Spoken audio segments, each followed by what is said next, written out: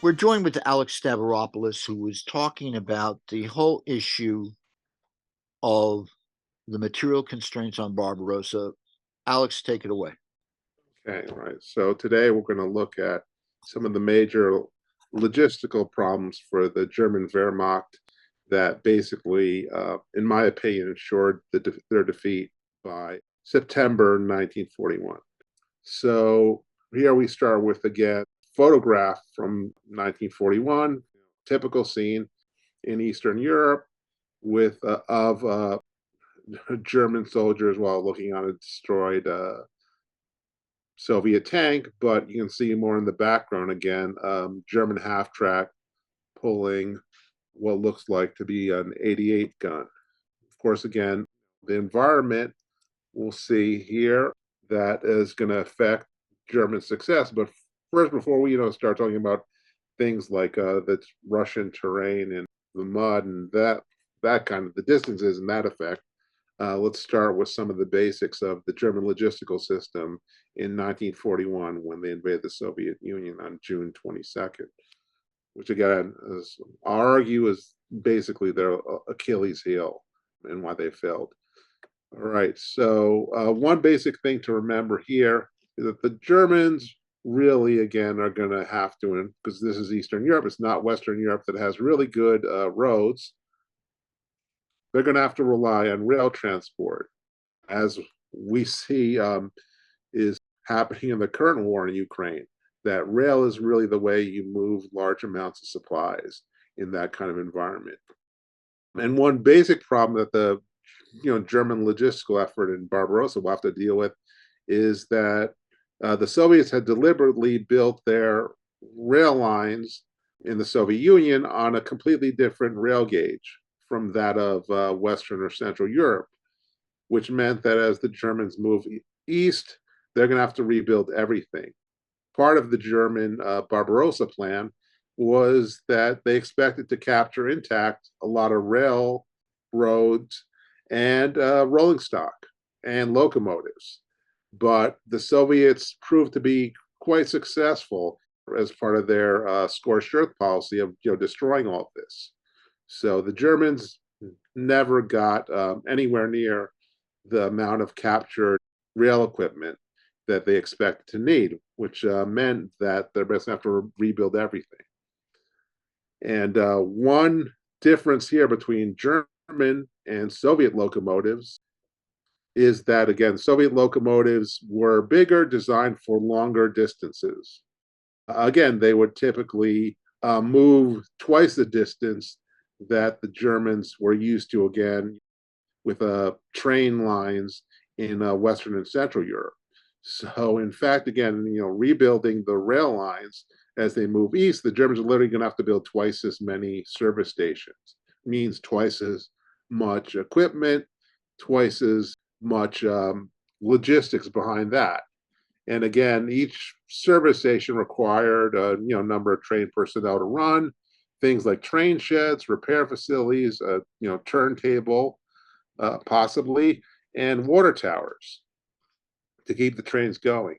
So again, then there was the need for heavy equipment to build all of this and transport to move these railroad troops, or as the Germans titled them, Eisenbahntruppe, to move again all of the equipment to rebuild these rail lines. And that group, again, had a relatively limited amount of manpower material, which is going to be a problem.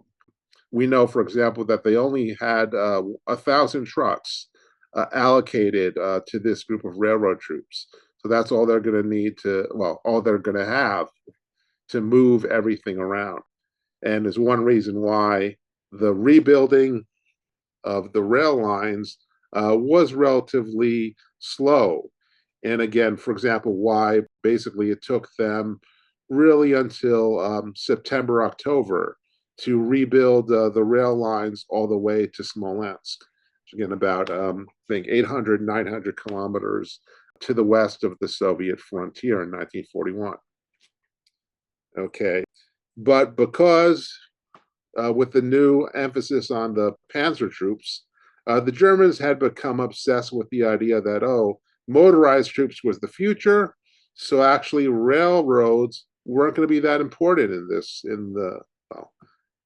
this new war. So Hitler, backed by the German high command here, had allowed the German rail network itself to decline.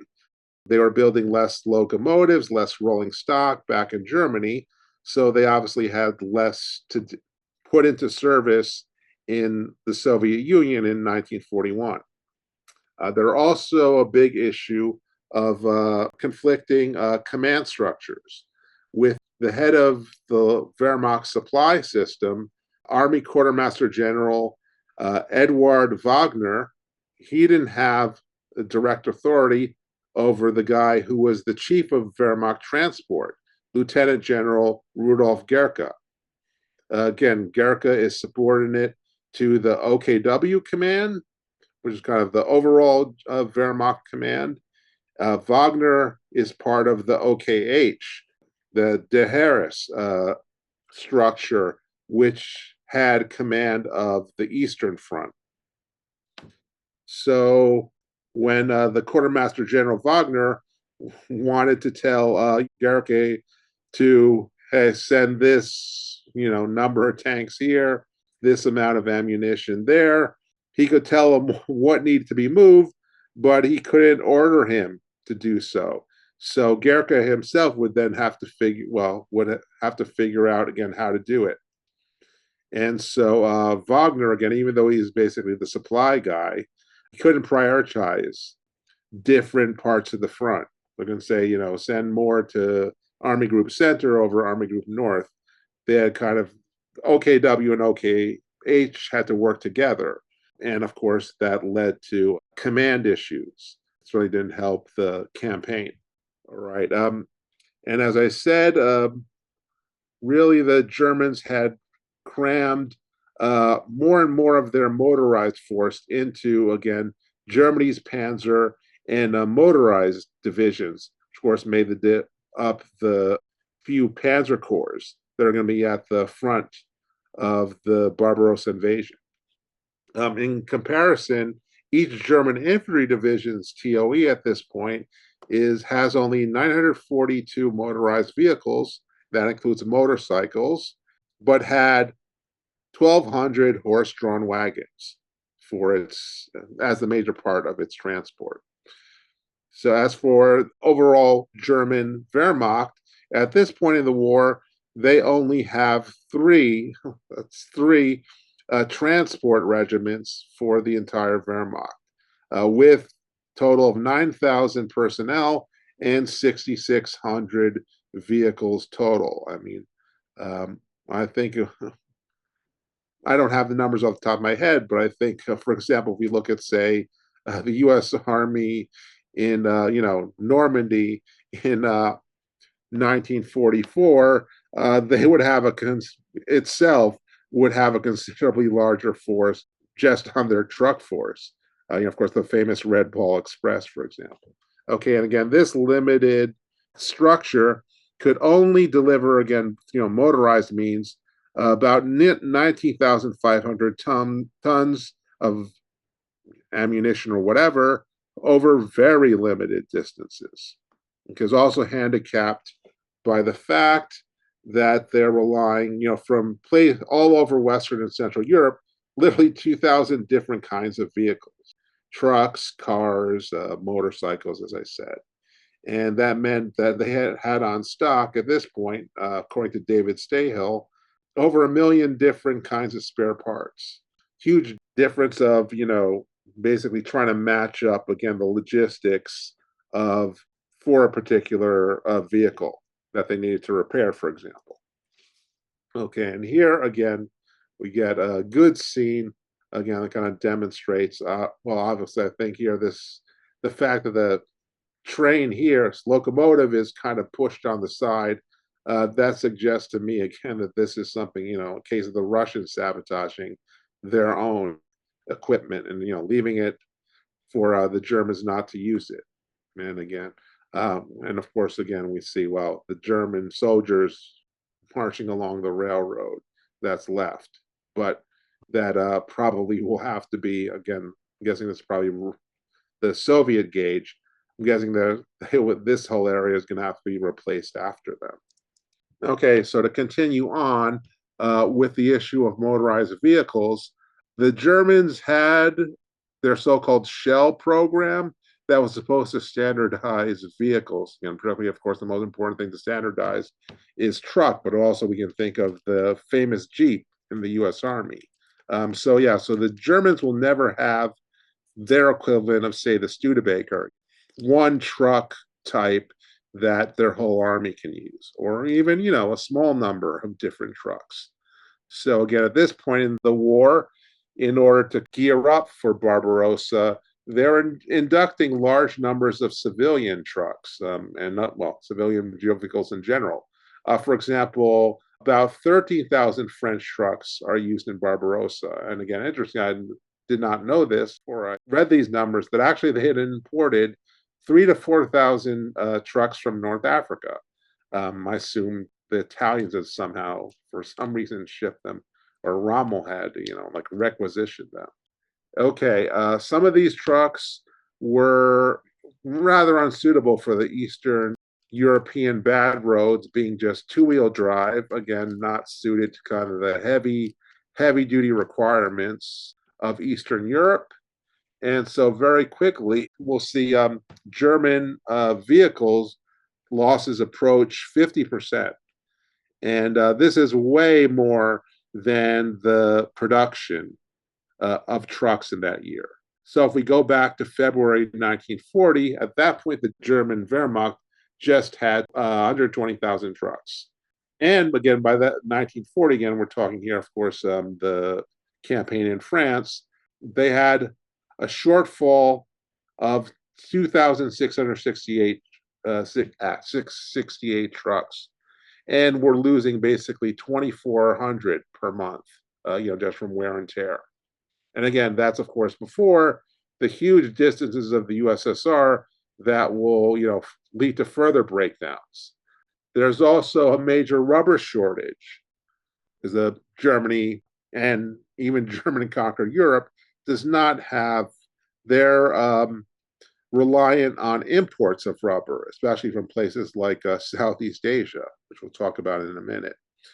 So again, because of the lack of rubber, they could only produce 4,000 vehicles a month. And again, this is also a problem of processing of the rubber. Again, the Germans, I think, were getting something like over 10,000 tons in stock, but they could only process 7,300 tons of that per month because of their industrial capacity. And so at that rate, their own production schedule suggested they would literally run out of rubber in February 1942 again. So again, it's another thing to think about when you think again of the Germans expecting a short war. There was an effort for the Germans to buy 25,000 tons of rubber from French Indochina. Of course, again, at this point, the Japanese had not yet attacked the United States at Pearl Harbor, and also, attacked the British in Southeast Asia, so they were not yet in the war. But for various reasons, the Japanese appear to have blocked this transfer of rubber to the Germans, I assume wanting to hold it for themselves. The Wehrmacht also considered an emergency requisition of 16,000 civilian trucks at this point that they didn't do. And if we look at just one of the panzer divisions, the 18th, it literally had 111 different kinds of trucks, 96 different kinds of personnel carriers, 27 different kinds of motorcycles. So again, imagine that logistical issue of dealing with all those different kinds in just a single division. And in fact, again, Chief of the General Staff, Fritz Halder, had at this point actually reduced the total of number of motorized vehicles allocated to the order of battle to invade, the Soviet Union, because he was trying to basically match up, the more limited number of trucks available and other vehicles to, kind of reduce the TO&E of each division so that they can match again their limited numbers. So again, this also led, as we've seen, to adding more and more horse-drawn wagons to the German army. At this point, again, a major part of the infantry divisions, again, is the addition of 15,000 from Poland Poncho wagons, which probably, again, everybody's seen photos of these. And these, of course, had been allocated to the infantry divisions because, again, as I said, the motorized transport had been put into the panzers. Okay, so if you look at the different army groups, again, the transport capacity, again, based on the motorized vehicles of Army Group North was only 12,750 tons. Army Group Center, quite a bit more, 25,220.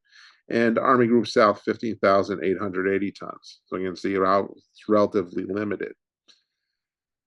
And to use all that, we have to look at the fact that, again, each motorized division, again, panzer divisions needed a little bit more. Each motorized division required 300 tons of supplies per day.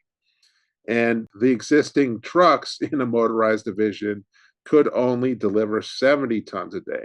So you see again here how other forms of transport, but also, living off the land, but again, the role, as I said, of the rail is necessary to supply these forces. And you can see why, again, they will wind up, at the end of their advances at, say, Smolensk, being relatively depleted in their logistics. Okay, so the German system by this point of the war is first, as you came in from the border, that you would establish a primary supply dump about 100 kilometers in. Then you could establish a secondary supply dump at a distance of about 400 kilometers from the border. So again, 300 kilometers further on. And then maybe you could extend the supplies out from there for maybe 300, 400 kilometers further. All right, again, here we have, again, another photo from, again, of, German, looks like a German supply column. Again, we see some staff cars, some motorcycles, but also, again, these are the kinds of trucks that you saw in the German army in 1941. Again, here I'm going to see, again, a dusty road. And again, looks like a dirt road. So again, the kind of difficult road conditions that these motorized vehicles will have to move through. Okay, now if we look at the German planning for Barbarossa, again, Fritz Halder was told by the chief of the German Defense Economy and Armaments Office at OKW, General George Thomas, fuel supplies for the army will be exhausted in the autumn. Aviation fuel at that point will be down to 1/2 of what's needed. Regular fuel will be down to only 1/4. Diesel and heating oil will be at 1/2. So here, when Hitler talked about the economic needs of Barbarossa, he was not being crazy. And in the plan was the need to capture certain Soviet oil regions as part of their advance. Again, the Donetsk region, Krasnodar, the Caucasus, of course, which will be targeted in Operation Blau. But also, again, the interesting thing is that there are a small number of oil wells in Galicia, basically on the western border of the Soviet Union. So another problem here is, again, with the shift away from railroads, meant that the Germans actually prioritized again, motorized for fuel. And again, for example, if again they had put more effort into their rail at this point, they could have cut down on their need for gasoline and other oil. Germany had plenty of coal, so again, they could easily have powered plenty of locomotives, use more of those rather than less of the motorized vehicles. Of course, we know again how, especially towards the end of the war, oil wound up being a huge constraint on the Wehrmacht as things got worse. As, for example, again, the U.S. Army Air Force and the Royal Air Force targeted German oil production. Okay. And again, using more of the railroad would have meant less wear and tear on German vehicles. So they would have more of those would have survived. Okay. And you can see in in many photos again from Barbarossa, German tanks pulling these little two-wheel trailers, but also having 220-liter cans of petrol strapped onto them to extend their range. And we'll see in a minute a few photos of that. So again, General Thomas had told Hitler and the High Command that, again, well, we're going to basically run out of our logistics at a distance of about 700 to 800 kilometers. And he figured that would be good enough for 2 to 3 months of active operations.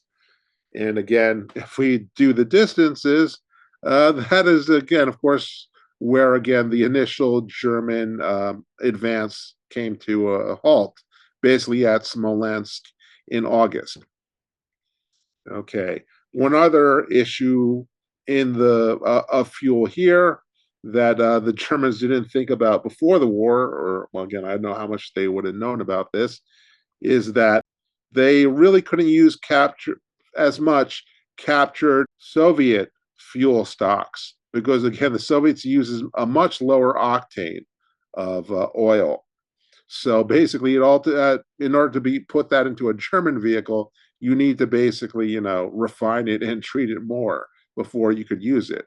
Or if you just essentially used it without any refining, then it would, tend to basically tear through the German vehicles and they would stop working after, just a little bit of Soviet oil, essentially. So again, in Western Europe, where they're basically, say in France and in the Low Countries, where they're easily able to fuel up, even at Western gas stations, you couldn't do that in the Soviet Union because, again, the oil wasn't of a good enough octane. All right. In addition, in comparison to Central and Western Europe, only 40,000 of the 850,000 miles of roads in the Soviet Union were surfaced all-weather roads. So that, of course, leads to major wear and tear on German vehicles, which is a huge problem. Again, it's wear, of course, and why, we had up to 50% equipment losses in just a few months from the beginning of the invasion. But in retrospect, when we, read quotes, say from Halter, where he says, I refuse to allow economic considerations to influence the operational direction. We understand again why, again, really the Germans were kind of, German generals were ignoring a lot of these logistical constraints, which again, people have noted that this is a big problem of, German generalship historically. Again, not just under the Nazis. Okay, so in order to kind of overcome some of these constraints, the plan for the invasion had talked about from the beginning about the army living off the land and, as much as possible, requisitioning goods and foods from the Soviet people, even though that necessitated a so-called hunger plan, which again, General Thomas wrote, they acknowledged that they were going to deliberately starve tens of millions of Soviet citizens just because they're going to take all of their food, and just there's nothing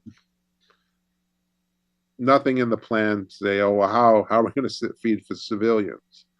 And of course, again, in hindsight, if there was any question of them ever joining forces with the Germans, except for a relatively small number of real pro-Nazis, most Soviet citizens wound up by the hunger plan being driven into the arms of Stalin. Okay, so here again, this is, and again, of course, wasn't one example. Again, this example of a German tanker truck of the period. And here are again photos showing again various fuel cans tacked on to German panzers advancing, through the Soviet steppes. You can see.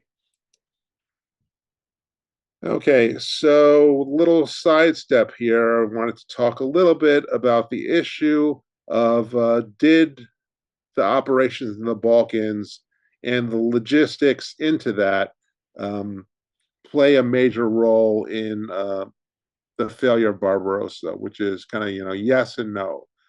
As Colonel David Glantz has pointed out, the planning of the date of Barbarossa had really been set before the Balkan invasion of the Balkans, Yugoslavia and Greece, to mid to late June. So the attack through the Balkans didn't really change that.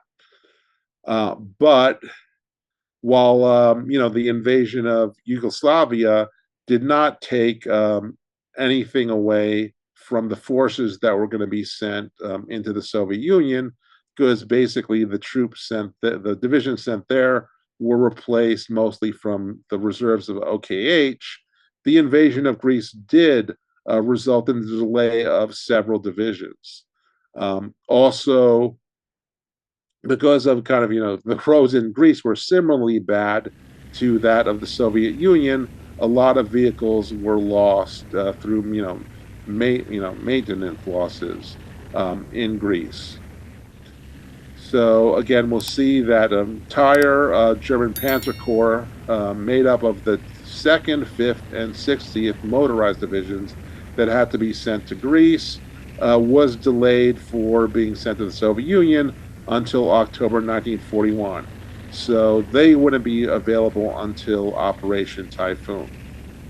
Also, we can tack on to that the fact that 240 transport aircraft and, of course, 4,000 elite German airborne troops were lost in Crete. So the air component of logistics was a little bit reduced as well. That the overall effort is, again, that because, of course, they had to now put multiple more divisions to occupy the Balkans, that deepens the logistical overextension of the Wehrmacht in general. So that'd be more of a long-term effect on operations in Eastern Europe. Okay, so to finish up, I want to pose 3 major questions around logistics here, which is, did, again, all these logistical constraints that we've just discussed, did that mean that victory simply could not be achieved in 1941? Which I think is, I tend towards a yes to that one. So was, again, Barbarossa a doomed operation from the beginning, and was the USSR too big for the Wehrmacht to conquer? Again, I think on the balance, again, once we look at the huge logistical problems that the Wehrmacht was going to have to overcome, that really it was just too much for the Wehrmacht in 1941. Yeah, well, thank you very much, Alex. That was excellent. Okay. An excellent Right. summary of logistical problem of the Wehrmacht in initiating Operation Barbarossa. Thank you.